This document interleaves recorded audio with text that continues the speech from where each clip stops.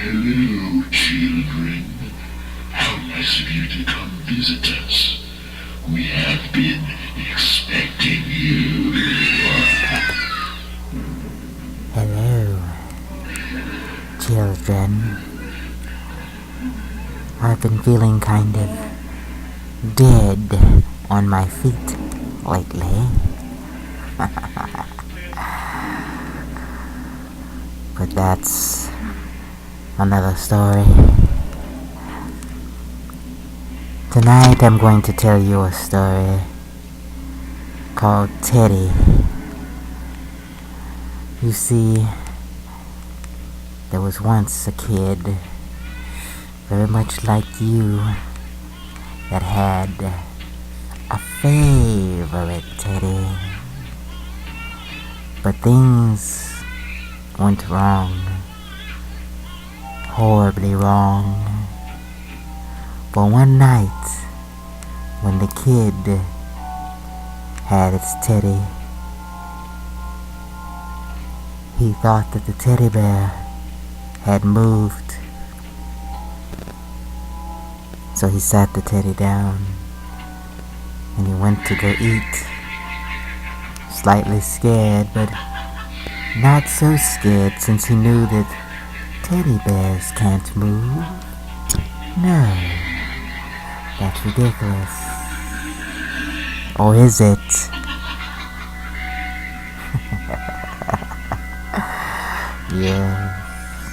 Yes, it isn't. As he came back into his room, it was dark and barely lit. On his bed lay all of his favorite toys, and at the head of his bed by his pillow laid his teddy bears. Now this teddy bear was a bunny, a cute little innocent white bunny. As he lay in bed and after saying his prayers, he seemed to hear a voice say, "That won't do you any good." Yes, but he didn't know where this voice came from, for there was no one else in the room. No one but his toys and his teddy bears. As he turned his head to the other side and looked out the window, he could have sworn that he seen one of the bear's ears twitch. This made him very scared, and he jumped out of bed. Well, almost jumped, more like a fall. And he slipped and he hit his head and he started to cry for his mom. She came inside and she rubbed his back and told him it would be alright, but there is nothing wrong, and your teddy bears are not alive. But he knew different, for this had been the second time he saw the teddy bear move. The second time. No, maybe there was a third. I swear I remember the teddy bear moving while he was eating dinner. For there's a knife missing from the kitchen, and a bunny teddy bear is so light, soft, and cuddly that you can't hear it.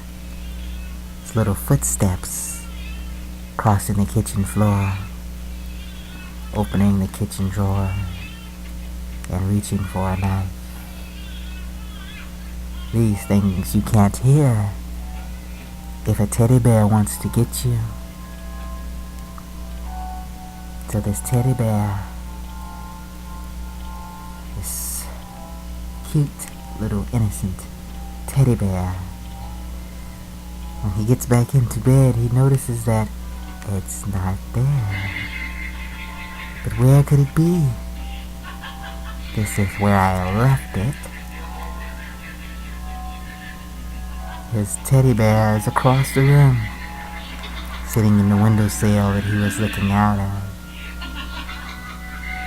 Now, off this windowsill, the little boy can see the cemetery just beyond his house. The cemetery is barely lit by the moonlight. And that's when the boy notices that the teddy bear has a knife. He closes his eyes and pulls his blanket over his head.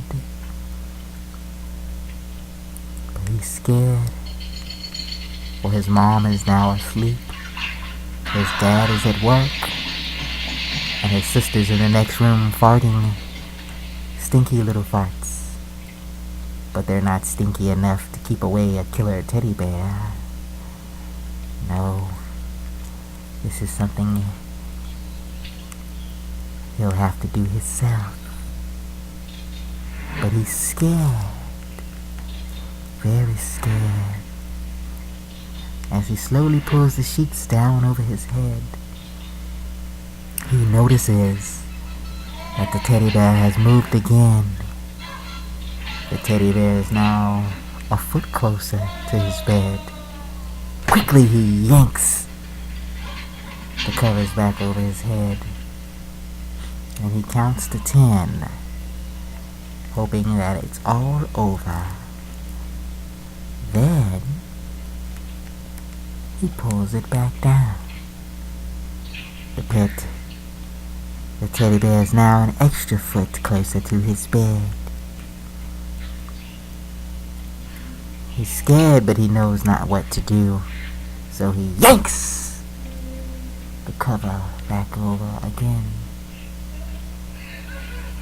And this time,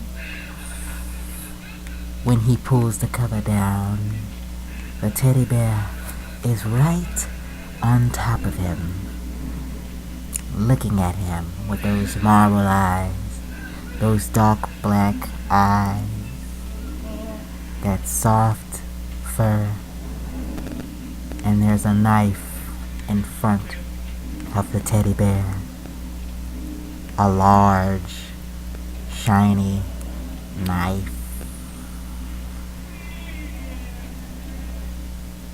He is scared, but he is frozen and does not know what to do.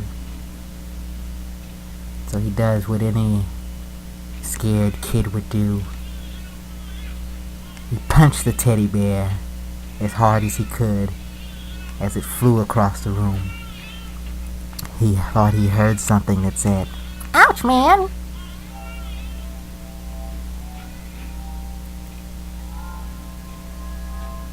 He knew then that his teddy bear was most certainly alive. So all that he could do is get it before it got him. Then he heard little footsteps in the darkness. He did not know what to do, for it was too dark to see what direction that the footsteps were going in. He knew he had to do something quickly, so he gathered up all his courage and he grabbed his blankie. He lifted it high in the air as he heard the footsteps once again. He jumped at the sound of the footsteps, crashing his blanket down upon the bunny. And he felt something kind of strange. Something wet. Something sticky. It was blood. He had stabbed his hand jumping on the teddy. But he was convinced that the teddy bear had stabbed him. And then he looked back at his bed, for he knew that was the only place that he would find peace. And when he climbed back into bed, he seen a lump that he had not recognized being there before. And there was a white, soft ear protruding from the blankets. He made a gulp as he slowly moved towards the white, fluffy ear. He was scared now, as most kids would be. But he knew that this was the end of him. This was his last and only chance for survival. If he did not destroy the teddy bear now, he might die, and his family will never know what happened. He saw something shiny once again, and then he noticed that there was a mound moving up under the covers. Something was slowly coming towards him, and it looked a lot like his teddy bear. And then it got quiet. Deadly quiet.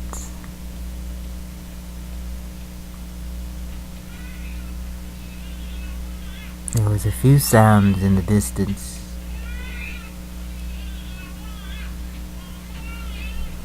It was scaring him more and more and more. He wanted to hear something. Something that would come from that sound. Something that would come from that movement of a teddy bear that was going to kill him so he could kick his butt. But that courage would never come, for it began to move again, slowly, closer, closer, and ever so closer. And then, once again, he heard sounds, horrible sounds, laughter of some sort. He thought that this was it. This is the end. I know that I'm going to die tonight. And just then, as he watched the mound underneath the blanket slowly stop, and it seemed to rise slowly, very high into the air, as his teddy bear was turning into a demon or a person. It got larger and larger and more scary as he froze in his space. And then he noticed that it was reaching out to him as though it had sprouted hands, skinny little hands, bony little hands. And it grabbed him. And then the sheet that was on his teddy slowly began to fall from the teddy bear. At first, he noticed an eerie smell, and he was scared. He had never felt anything like this before. And then he heard a sound, a familiar sound, a sort of,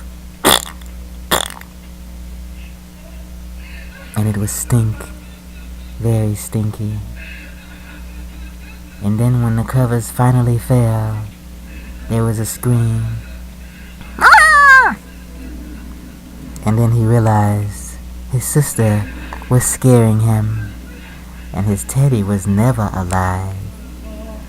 But she was still farting, and it smelt pretty darn bad. Yes. The story wasn't too scary, but it was one that reminds you